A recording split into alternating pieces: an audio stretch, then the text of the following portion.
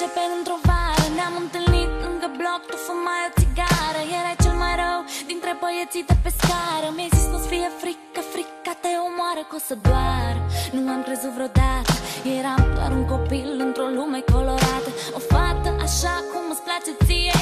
Învățam bine la școală, mâncam tot din farfurie. Și dacă spune că nu-i pasă, că n-o să ajungi nicăieri, că ești varză, ai grijă să nu-i caz în plasă. Tu ești puternică, deșteaptă și frumoasă. Îți arăt că pot, îți arăt că pot, îți arăt că pot. Îți arăt că pot, îți arăt că pot, îți arăt că pot. Îți arăt că pot, îți arăt că pot, îți arăt că pot.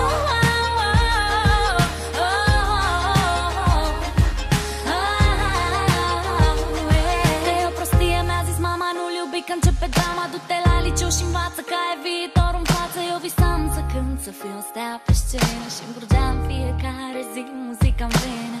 Și am ales un loc pe hartă, să evadez acolo la fiecare ceartă. Știam că pot mai mult de atât. Îmi spuneau și visele când eram singură pe pământ.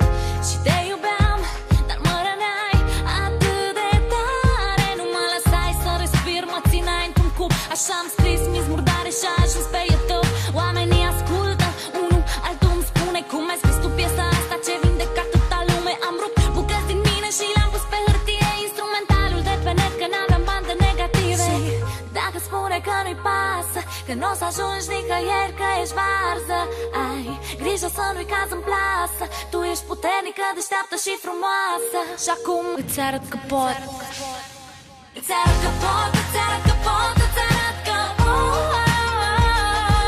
Îți arăt că pot, îți arăt că pot, îți arăt că pot.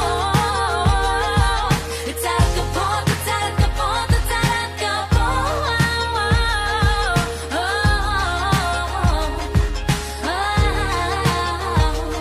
Și acum îți arăt că pot, îți arăt că pot, îți arăt că am reușit să fiu cineva și pot mai mult de atât. Stai să mai not încă puțin în marea asta și o să ajung în port. Îți arăt că pot, îți arăt că pot.